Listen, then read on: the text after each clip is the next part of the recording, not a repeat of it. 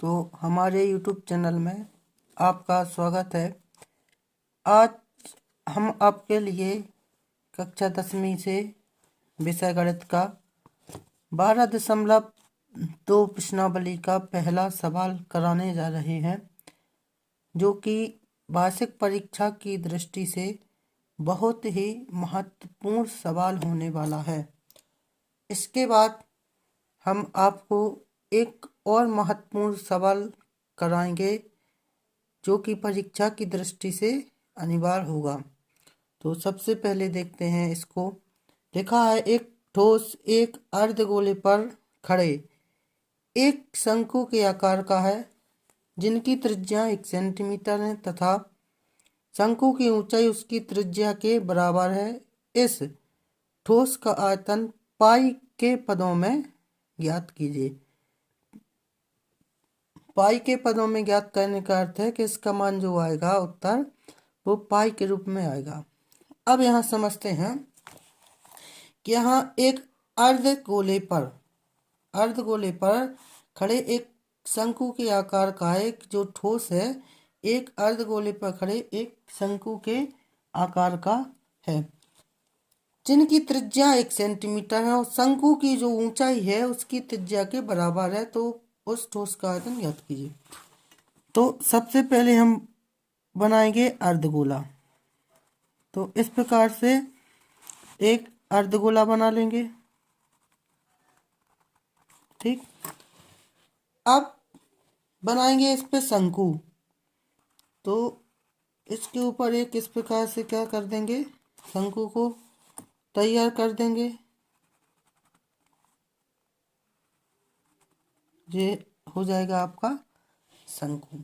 तो इसमें जो आपकी जो त्रिज्या है, यहाँ से लेकर और यहाँ तक, यहाँ से लेके यहाँ तक, ये आपकी क्या कहेगी, त्रिज्या कहेगी। तो जिसका मान कितना है, 1 सेंटीमीटर। ठीक, इसके बाद ये इस आपकी शंकु की क्या हो जाएगी, ऊंचाई हो जाएगी, जो कि 1 सेंटीमीटर दी गई। अब देखते हैं कि लिखेंगे कि दिया है, यहाँ लिखेंगे दिया है। तो क्या दिया गया है, r बराबर 1 सेंटीमीटर, r बराबर 1 सेंटीमीटर त्रिज्या वाले अर्धगोले पर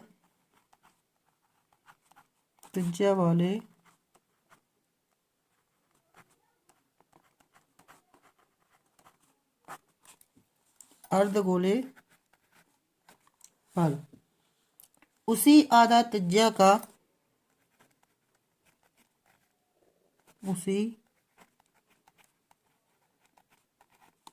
आधार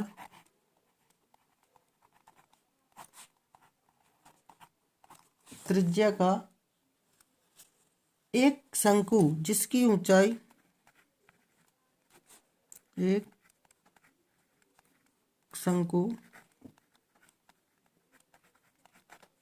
जिसकी ऊंचाई, अब ऊंचाई को कैसे प्रदर्शित करते, ऐसे। तो इसकी जो ऊंचाई है, यहाँ पर लिखा था कि शंकु की जो ऊंचाई है उसकी त्रिज्या के बराबर है।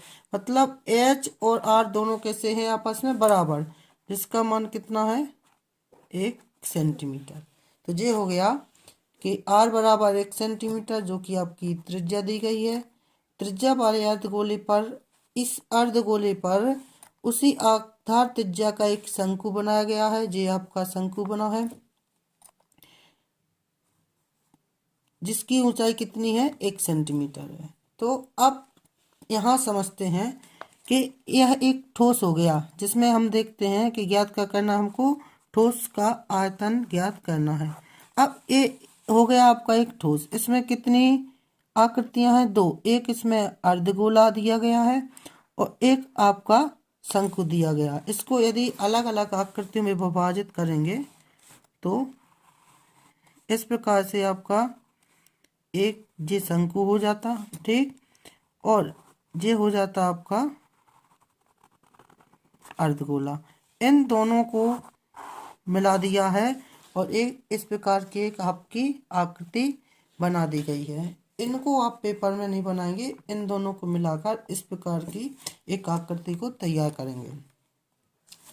तो अब हमने देखा इसका आयतन ज्ञात करना है और इसमें दो आकृतियां बन रही हैं, एक अर्धगोला और एक क्या बन रहा, शंकु बन रहा। तो इन दोनों को मिलाकर कौन सी आकृति बनाई गई है, जो ऊपर की आकृति को तैयार किया गया है। तो हम क्या करेंगे, यहाँ पर सूत्र लिखेंगे कि ठोस का आयतन। तो ठोस का आयतन, इसमें सबसे पहले क्या बनेगा, शंकु। तो यहाँ पे लिखेंगे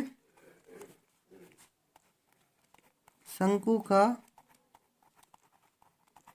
आयतन, फिर प्लस हो जाएगा उसमें काय का आयतन, अर्धगोले का आयतन, अर्धगोले का आयतन।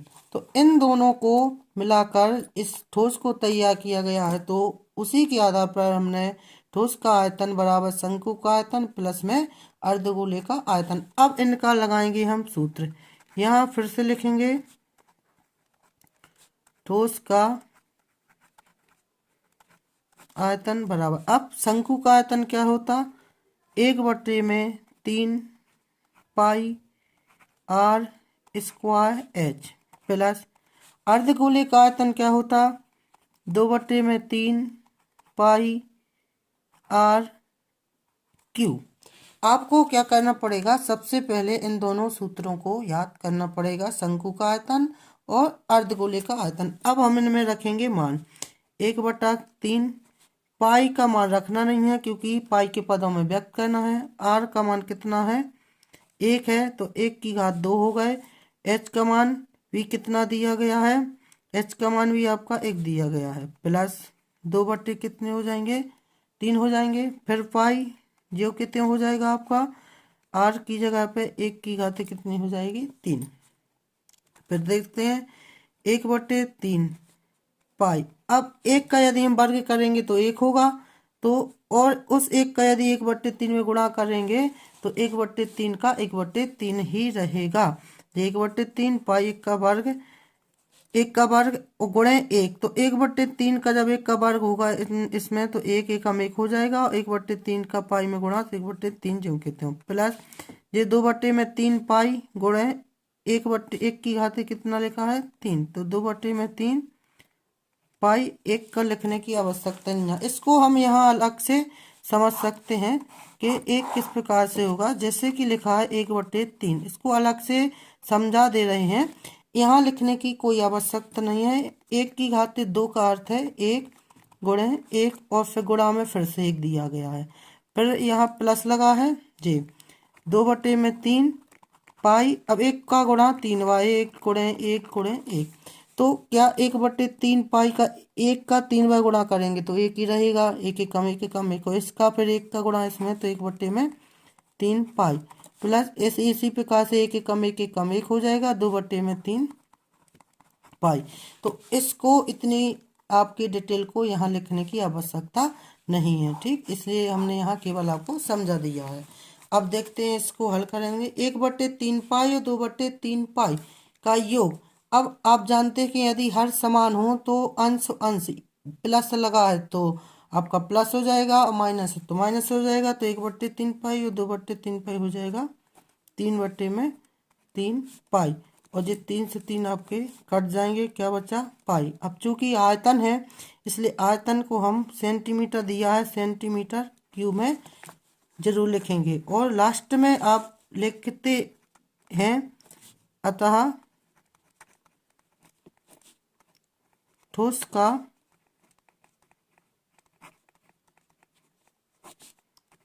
अभिष्ट आयतन